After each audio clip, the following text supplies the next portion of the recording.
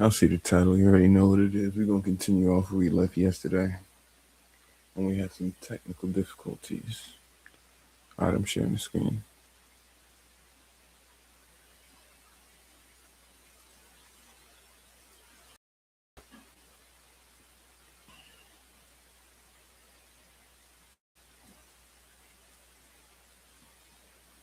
Once and for all. Use all of this extra money for that. Yeah, well, that's Bill and Devin's contention. That's part of why they're If it's that simple, why aren't you on the board? Why aren't you employed with them? Why aren't you connected enough if you have all the details? iffy on a rematch is, hey, you're not doing the 365 VADA testing. You're not doing the year-round thing. And, okay, so you're going to say after the fight I did VADA testing, which he did, but it wasn't for the extended window they think you should be to make sure everything's on the up and up. And that's why they made sure to get Brian Norman several months ahead of time.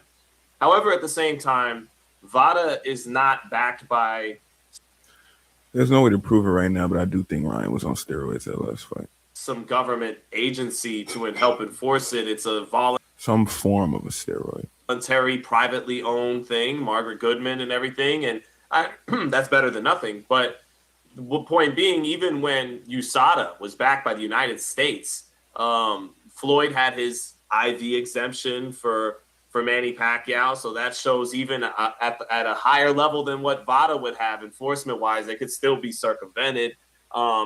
USADA is the people who do it for the UFC, and I feel like the UFC catch way more people than they do in boxing. If money and politics come into play. And then also there was some Brits I spoke to after the fight, some of our colleagues who said they reached out to VADA and Margaret Goodman to inquire about Ryan Garcia and Barrios's VADA testing. And they said, talk to Tom Brown, talk to TGB. And that's not very transparent. That's just passing the buck to somebody else. So yeah, VADA, it's better than nothing, but there are strength coaches out there who know how to beat those tests as well. And it's been shown by an agency like USADA, I would say most strength coaches know how to beat those tests. who even had a higher Most coaches at that level, not just your average one you find at 24-hour fitness. degree of backing than VADA does, that it can still be circumvented to a degree for but sure, special cases. the more confusion there is around the process and who's paying for the testing and which fight is going to be tested for how long, all of that is ripe for circumvention. I'm saying at least if there's one system in place, one agency accountable for it, whether it be private or not, then at least we're all running under the same system. And then when there's irregularities, we can point to that. Like, yes, Floyd had this, retroactive exemption, but at the same time, he wasn't on universal. He wasn't on year-round testing. Right. What might have been flushed out of his system was put in his system if that was something that was needing to be flushed.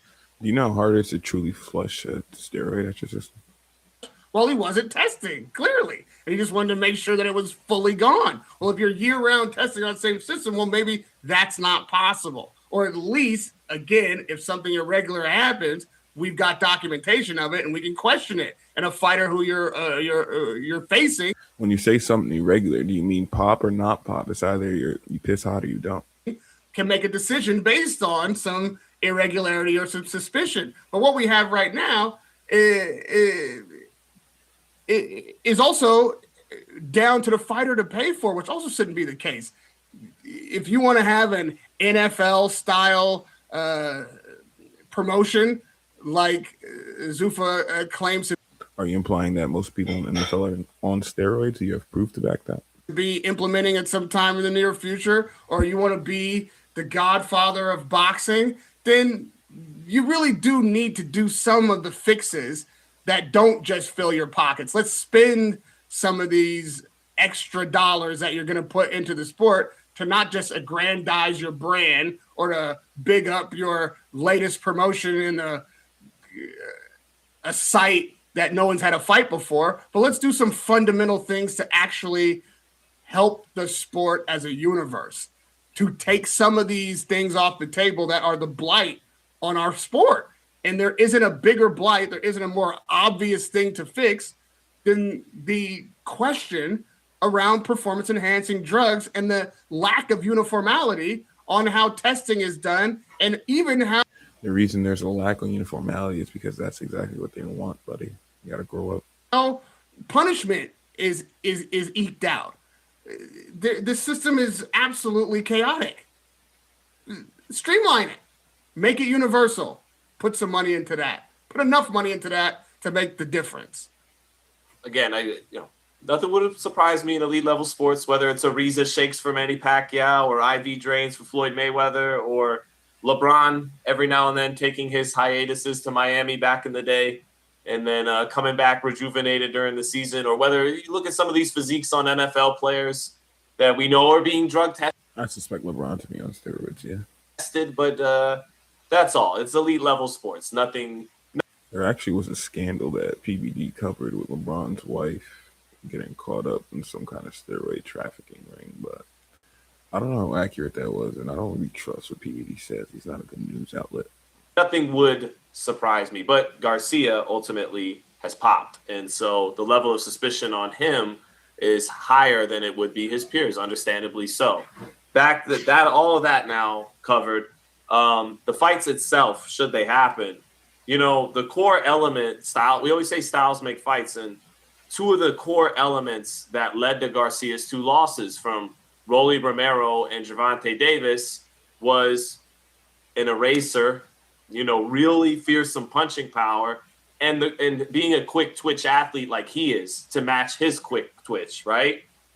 And fighters like Devin Haney and Shakur Stevenson bring many more ingredients to their as well as having quick twitch themselves, both real natural athletes to the table than Rolando Romero does, for example, right? They are overall better fighters than he is and much superior technicians, right? But they do lack. Why didn't Ryan Garcia say Rolando Romero's name when he won if he lost to him? One of those potential core ingredients that led to Garcia losing his fight, and that is that eraser level punching power. Now, Haney did hurt Ryan Garcia in the third round of their first fight with a left hook. I think he's punching harder now that he's comfortable and grown into the true weight class he was destined to be in at 147. That's why he dropped Ryan Norman. I think he can punch at 147 better than he could at 135 or 140. And Shakur Stevenson is one of those fighters who may not have heavy hands and the knockout power, but he's so sharp and so pinpoint that boxing is not about having the heavy hands. It's like Floyd was at 147 and above. It's enough to make you honest. It's enough that you're not just want to run into that shit. And if you do run into it too much, you'd be looking up at the lights. So I both have. I'm not, calling them. I'm not saying that's such a weakness in their game, but I don't know if it's a strength like it is for Rolly Romero and Gervonta Davis. That's all. There's levels to that. And I mean, I would say there's levels to the skill that Davis and Shakur have. So you'd have to compare the two one-on-one. That's what makes these two matchups intriguing for me. Even Shakur, who would be a favorite over Ryan Garcia, Ryan even said that after the fight. He's like, he doesn't have that power. That's him being self-aware. You don't have, but he's estimating one of those things that's my kryptonite. That because Ryan fights a lot better when he's confident, and Ryan is never not confident. I don't know why people keep saying that. The only times he was sloppy was he was on drugs and drinking nights before the fight. And when he gets tamed, has nothing to do with confidence. After Rolly dropped him, after Tank dropped him, both in the second round, his body language, everything about him recedes. It remains to be seen if you can bring that out of him and take his heart and take his confidence from him with pinpoint accuracy, with skills, with all that stuff. Because Haney did that in some rounds against him, and it didn't lead to that. It didn't have that effect on him. Now, Haney also fought with a bad game plan. That's been admitted by the Haneys ever since that happened. He would fight with a much better game plan. He would be stronger at 147 than he was against 140. Ryan would have to pass a drug test this time. They would under much stricter rules at that. And he wouldn't have 3.5 pounds of him in a rematch. That's a big key. PEDs or not, is being able to come in 3.5 pounds heavier than the other guy. So all these factors, I think, lead to a more competitive and even playing field in fight number 2. But that doesn't mean Garcia can't beat him again. I think that's close to a 50-50 in most people's eyes. I think Shakur would be a favorite. I wouldn't say 50-50. I think Garcia loses that. But Garcia is bigger than him and has the speed, has great hand speed, as we know, is the bigger puncher. I think it's definitely a more competitive matchup than Teofimo Lopez turned out to be when we say styles make fights. So those are, and then, you know, him and Conor Benn is 2 explosive, flawed fighters. I'd give the edge to Garcia at 147 over Conor Benn. I'd pick him to win that fight. And I think he's a very interesting, I mean, everyone knows he's an interesting matchup with Haney, but I think he's an interesting matchup for Shakur Stevenson at 147. I personally would rather see him fight Stevenson than Haney, but maybe that's because I'm a little biased. 7 as well. He said he'll get down to 144 for that fight. I don't think that's smart. I think if you're Ryan Garcia, you should leverage your stardom to say, no. Let's fight at 147. And if Shakur balks, he balks, you know, and then maybe try to address that fight at another time. I don't think going down to 44 would be smart. You might blow it anyways and not even make that weight. I like Garcia's attitude, which has been that from the beginning. He does want the big fights. He does want to fight the guys that Is Rolly Romero not a big fight? people say will beat him. He's never been anything other than that. He's never shied away from a challenge or shrinked away from being an underdog. However, I don't want to see that fight right now. I am, with all the criticism of the four, I don't want to see the Shakur fight right now. Yeah. All the criticism of the 4-belt era, I think this 47 division right now is the perfect example of how a 4-belt era can be executed in the best possible scenario for maximum entertainment and drama. I want to see a card with Ryan fighting the rematch with Rolly, Ding, ding, ding. Haney versus Crocker, Final 4. Then, if the two, Garcia and Haney, can come through those opponents for undisputed the rematch. Garcia not getting through Rolly. That's why I didn't say his name after the last fight. Garcia has unfinished business with Rolly and with Haney. He ain't got no time for Shakur. I'm not looking for you to be big show hunting yet. You got business to handle. You need to avenge that loss if you can against Rolly, and you need to legitimize that win if you can over Devin Haney. And Debo needs to run the block. And right now, 47 is his block. So I'm not looking for anybody to get off the block and have a side mission. That 47 Final 4 and then undisputed, whoever comes through, is a beautiful way. And let's start testing today for all 4 of those fighters until we get an undisputed at 47. Nobody gets off track. Nobody takes a side The reason you don't get that because at least one of those fighters is on steroids cheating. mission, and we can have this done by the end of the year, or certainly by this time next year.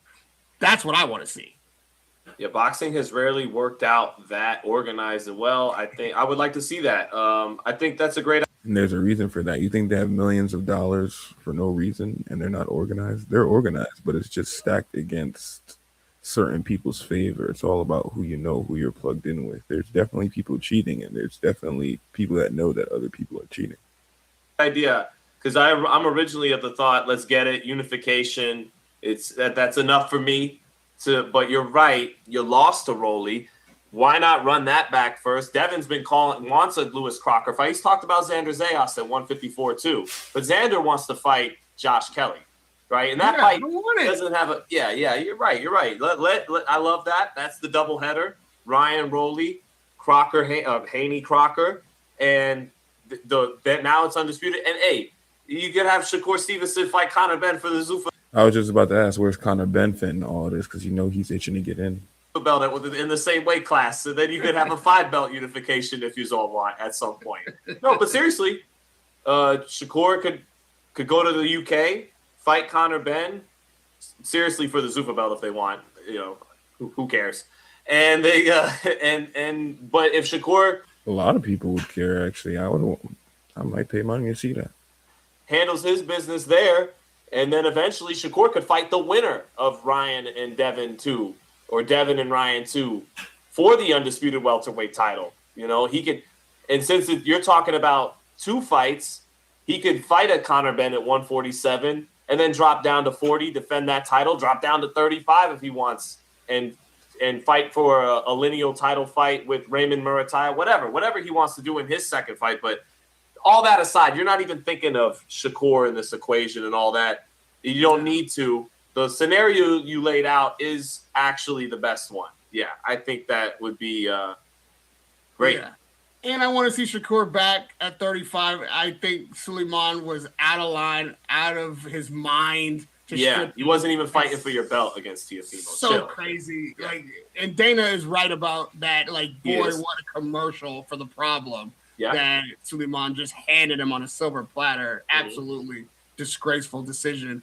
With that said, this Zuffa link up with Conor Benn for one fight, apparently, again, has to make some sense. And it makes sense in the fact that it pays money.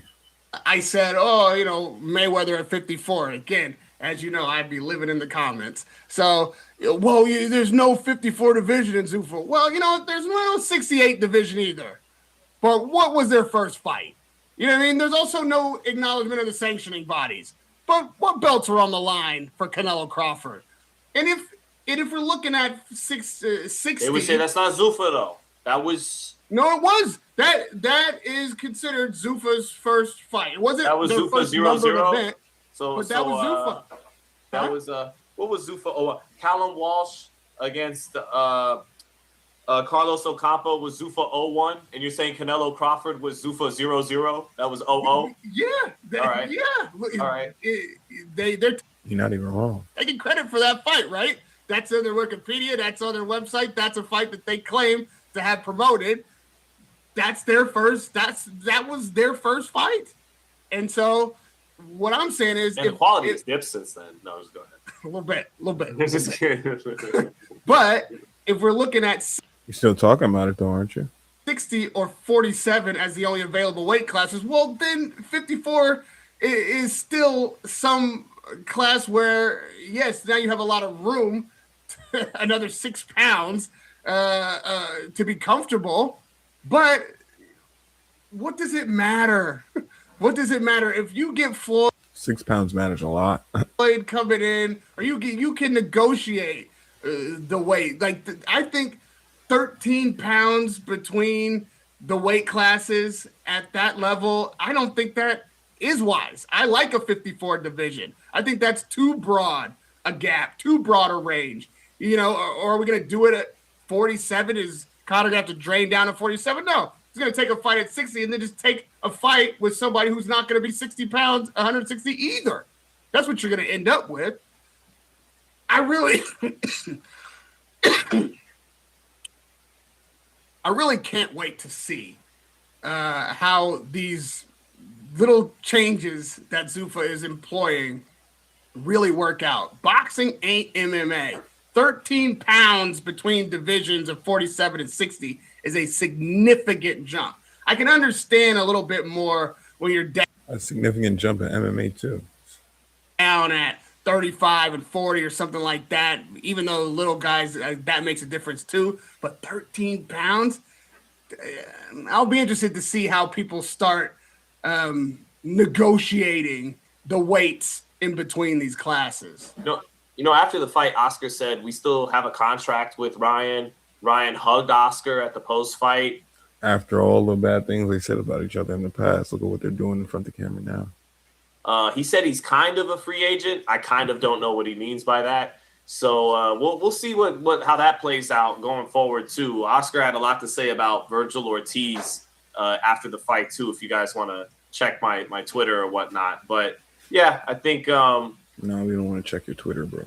It'll be interesting to see promotional wise what is going on with Ryan. Apparently, though, by almost all accounts, De La Hoya has some kind of involvement for 2 fights left. So it's Trader Week, and who would have thought that it was going to end with Ryan Garcia embracing his promoter, thanking him for all he's done for his career, and showing the loyalty, and it would be Conor Benn.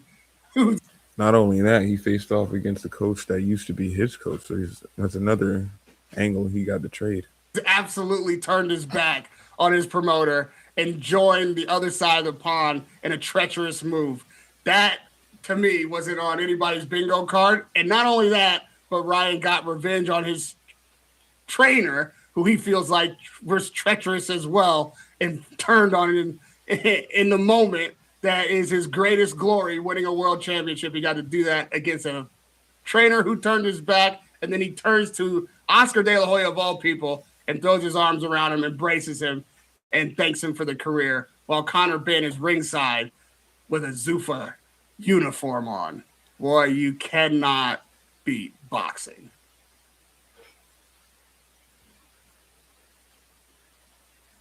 Yeah, I'm not sure if I want to see these guys. All right, everyone, welcome in. It is another episode of Inside Boxing Live. We're presented by PPV.com. It's Dan Cadobio. It's the former world champion, Chris Algieri, and we're ready to go. PPV.com is our proud presenting sponsor. Go.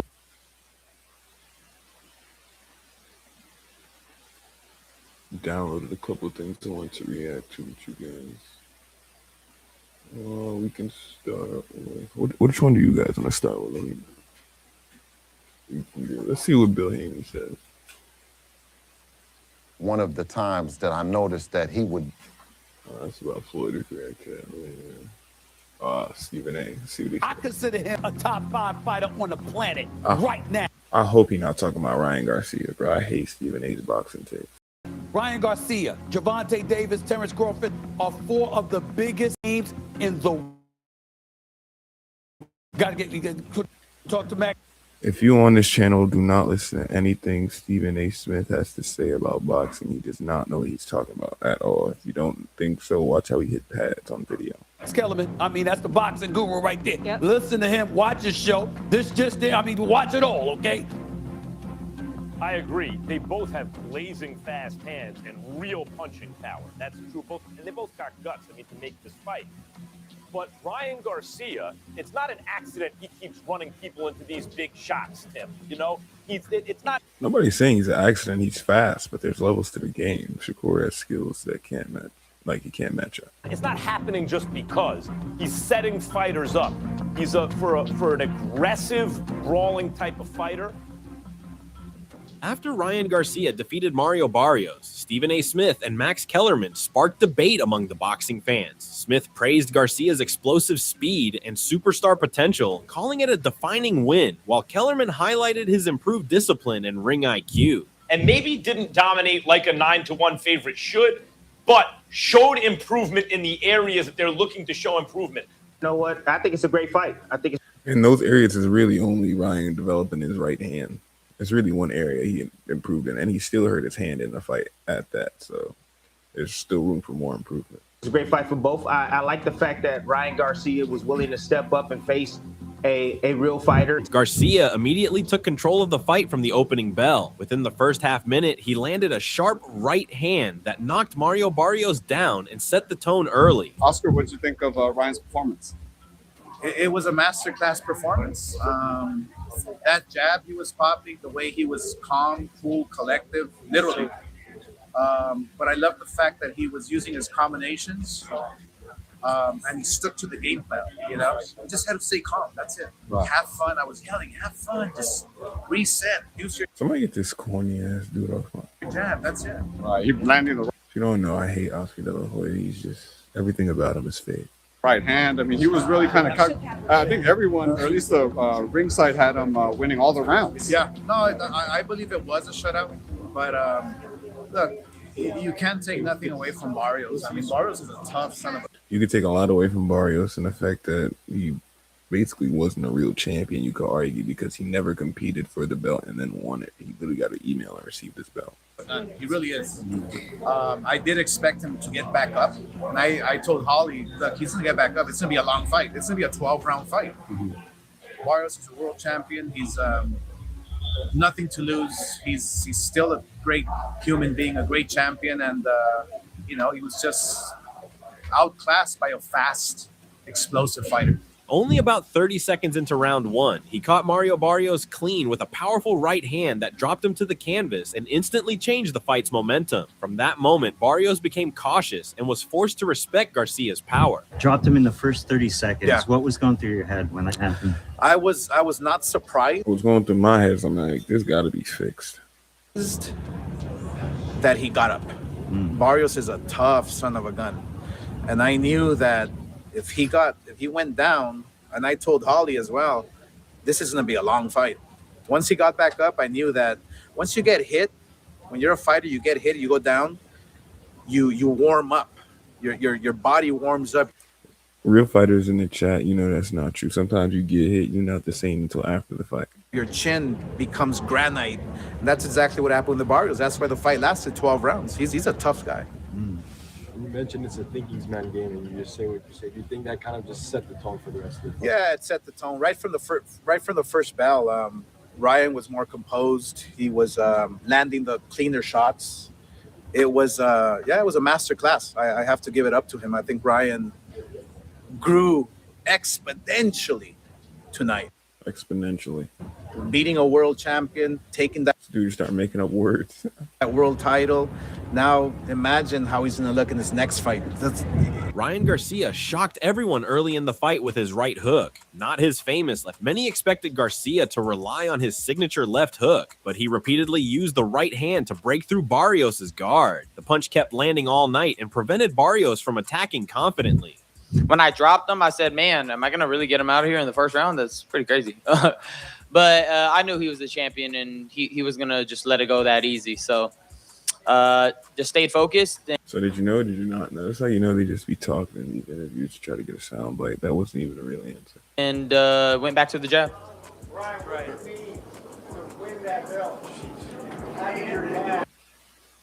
Welterweight championship with a dominant unanimous decision. Is I don't know, man. I think Ryan back on the juice. probably the most special experience he's going to have up in that ring, winning that first world title. And I am proud to say, guys, that I can call Ryan Garcia the new WBC world champion. I consider him a top 5 fighter on the planet right now. Ryan.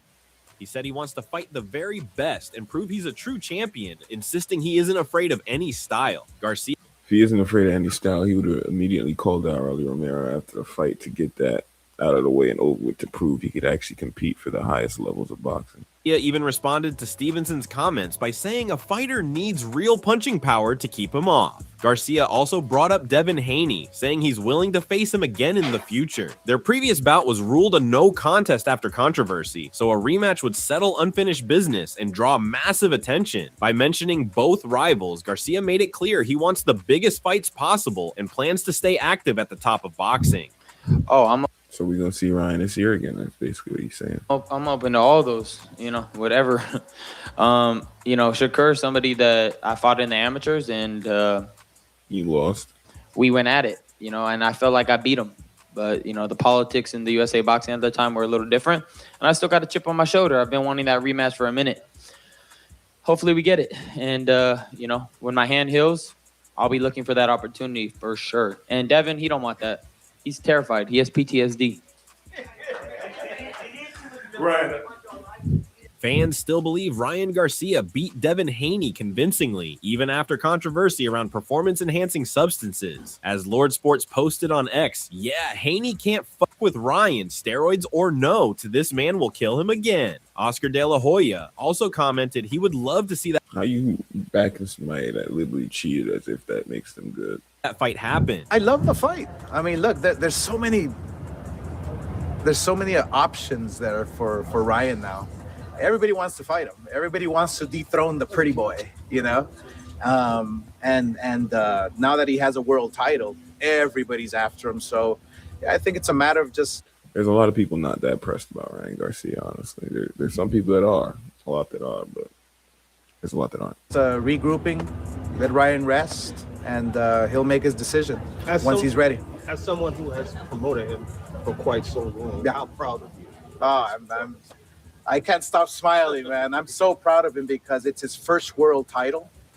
And I know what it means to a young fighter winning a first world title. So I'm extremely proud of him. Rolando Romero reacted after watching Ryan Garcia dominate Mario Barrios and win the WBC welterweight title. Video reactions and clips on social media show Romero commenting on the fight afterward. In one posted reaction, Romero appeared fired up about the result and criticized how things played out, even suggesting that a rival like Devin Haney should be knocked out next rather than Barrios, implying he believes Garcia's win wasn't the most meaningful challenge and that even bigger everybody can see that. Fights are what matter. Talk to us about the fight. What'd you think? Ryan Garcia becoming a world champion like you tonight. Why didn't he call me out? You a little salty about that or what? No. I mean, it's obvious why you don't want to call me out. But I mean, why didn't he call me out? He tried to play big tough guy, but why didn't he call me out? Do you feel like you guys will ever get back in the ring together again? I don't know. I can't really tell you. I don't know. I know. He knows, everybody knows. What do you think, Mario Barrios? Do you just think, like, I think I heard you say that you felt like Mario was just tailor-made? Well, tailor-made, but also, I mean, dude, Barrios shouldn't be at that weight class. But Barrios way too big for that weight class, man. It's clear that, dude, Barrios hasn't been as energetic in that weight class anymore. Time to move up, just kind of little subtle signs. Time to move up, huh? Yeah. Rolly, what's up, brother? What'd you think about Ryan's performance? I think it's funny how he didn't call me out. Are you surprised? No. He had his spiel ready, boy. For any interviewer or reporter that wanted to come up to him, he knew exactly what he was going to say.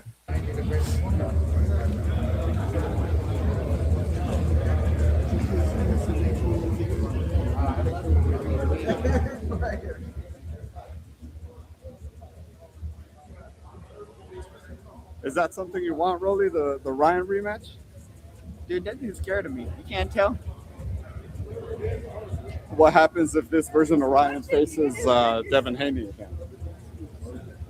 Oh, bro, come on. Don't talk to me about that kind of stuff, bro. Devin sucks. Raleigh suggested that the Ryan versus Shakur matchup I like how he playing. He said he could get in with anybody. would be explosive, highlighting both fighters' strengths and contrasting styles. According to him, Ryan's technical precision and strategic approach could clash dramatically with Shakur's raw power and aggressive pace. Raleigh also noted that fans are split, with some favoring Ryan's experience and others leaning toward Shakur's knockout potential. He emphasized that the fight isn't just about skills, but also mindset, predicting that whoever controls the tempo early could gain a psychological edge. What do you think if Shakur and Ryan face off? What do you think what happens in that fight? Man, that ain't gonna happen. I don't care about that.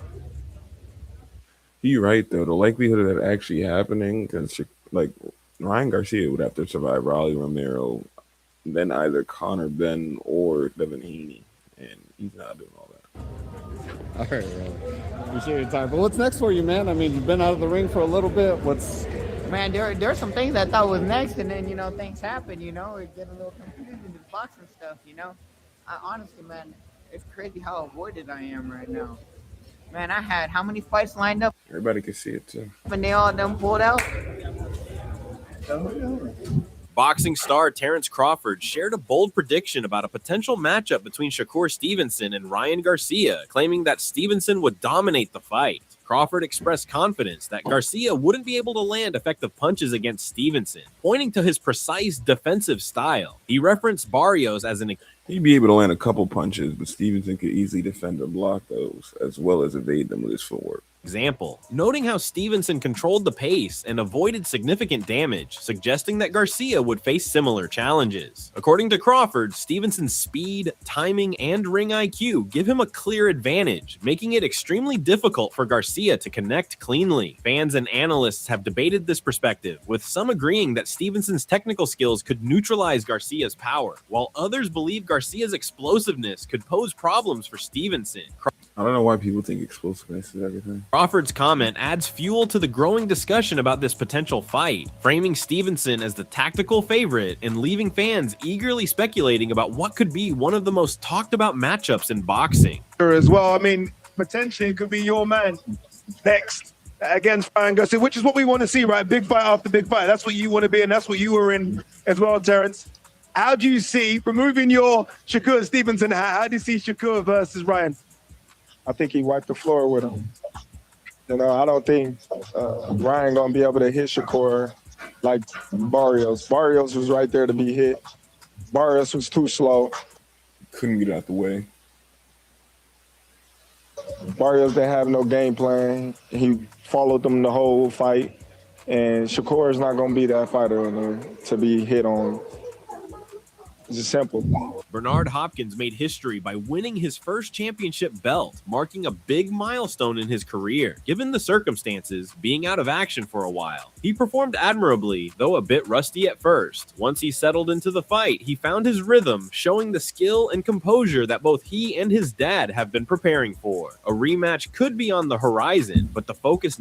This also begs the question, will his dad be in his corner for the upcoming fights that he's interested in, like with Haney or with Conor Ben? Now is on what's best for him moving forward. The victory not only secured the title, but also took the monkey off his back, providing both confidence and financial reward. This sets a solid foundation for his next steps in the sport. Got champion, first champion, right? First championship belt. Correct. So I think he did well for the first time based on the circumstances. Now Being out for a while, you know, Right, a little for sure. rusty. I seen a little bit of rust, but once he got going, flow of it, you know, he'll settle down a little bit, and you know, him and his dad know what to do going forward. Haney rematch next? Does his dad know what to do going forward? I don't know. I think that, you know, what's best for him, they'll figure it out and he'll do it. But I'll tell you what, I'm glad he got that monkey off his back. David Benavidez praised Ryan Garcia's performance against Mario Barrios, highlighting the young fighter's technical skills. He specifically noted Garcia's sharp jab, fluid movement, precise body shots, and extraordinary hand speed, emphasizing that these attributes made him stand out in the ring. Benavidez recognized that Garcia looked confident and composed, executing his game plan effectively and controlling the pace of the fight. Benavidez also emphasized the significance of this victory as a strong comeback for Garcia after his previous loss to Rolando Romero. I wouldn't say it's a strong comeback. He basically fought a scrub. Garcia had faced criticism and questions about his readiness to compete at the highest level. This win not only secured him the championship title, but also Mario Barrios is definitely not the highest level. restored his confidence and competitive mojo. Good performance, man. He looked good. He looked good. He had good jab, good movement, good body shots, and bro, his speed is crazy. You know what I mean? So I feel like there's a lot of good fights from him at 147. You know, this is a good bounce back from him because this is coming back from his first loss. I mean, from his loss with Rolly, and now he's a world champion again. So, you know, not only did he gain his confidence back, gain his mojo back, and now he's going to be a force to be reckoned with at 147. Do you think Devin Haney rematch seems to be the obvious I think thing, that's right? the only thing that's appropriate. You know I feel like the Rolly Romero is the only thing that's appropriate. what I mean? That's the only thing I want to see. You know what I mean? Why don't you want to see him fight the dude that beat him already? Also, you know, you still got Rolly out there too. It'd be good fights. You got some good fights for Ryan. You know what I mean? sure. So I'm very excited for his future. May 2nd, Zudo Ramirez. Can't wait to see it, brother. I'm Thank you. excited for that too. Benavidez called Garcia a force at welterweight, suggesting that with this regained momentum, he will be a dominant and dangerous presence in future matchups. Ryan Garcia went in there, did what he had to do. He looked great. He boxed amazing, and it was really good, bro. We had a great night. What do you think about Ryan Garcia's dominant win over Mario Barrios? Drop your thoughts in the comments below. Folks, we are back on the Way Concept presented by the Ring Magazine. And oh my goodness, Ryan Garcia just completely dominated Mario Barrios in a fashion I've never even seen Mario Barrios get beat, and in fashion I didn't even know Ryan Garcia was going to bring tonight, and we have to talk all about it. What just happened? You didn't know he was going to bring the right hand, which is the one thing he had to work on? We're going to get into it. But before we do, I want to say a big thank you to the sponsor of today's video, First Form. That's right, guys. First Form has helped me in ways that I can't even explain. For a supplement company to care more about its people than it does its product, one, whether it's the OptiGreens 50, whether it's the Microfactor Multi. Okay, so what just happened? Ryan Garcia takes down Mario Barrios, and on the scorecards, there was, I think, 11-1, but mostly 12-0 skunk of a fight right here in Vegas. And folks, the Wade curse is broken because I told you exactly how this fight potentially was going to go. I did have my concerns about Mario Barrios late in the fight, potentially a decision. But what I did tell you is that Mario Barrios was susceptible to being hit with the right hand. What I did tell you is that Ryan Garcia was more than a left hand, and he needed to be to get to world championship level. And yes, let's be honest about the conversation. Mario Barrios, not the best world champion in the world, but still literally the worst one there was. A task Ryan Garcia needed to overcome after the Rolly Romero fight, after the questions about his mentality, his commitment to the sport, etc., and to build big fights after this. I sat all night and watched as Shakur Stevenson kept a close eye on that main event. We're going to talk about that potential matchup soon, but there were... Is that a real potential matchup, though? Ryan Garcia would have so much to do before that, like Rolly Romero. All the eyes of the sport on Ryan Garcia tonight. A ton of pressure, and he started this fight like the world was watching. He started this fight like he had a point to prove. He came out in the first round after an immaculate walkout from both fighters. Mario Barrios had Aztec dancers and drums as his walkout. Ryan Garcia foolish. He had the aura, the ambiance in his walkout. And the first round, seconds in, this was a statement move for Ryan Garcia. He didn't even stay in his corner. If you watch that first round again, and it was a couple of the first, rounds, he was almost out to the midway point. He was almost out to the center of the ring by the time the referee said, all right, let's go. He was chomping at the bit to get to Mario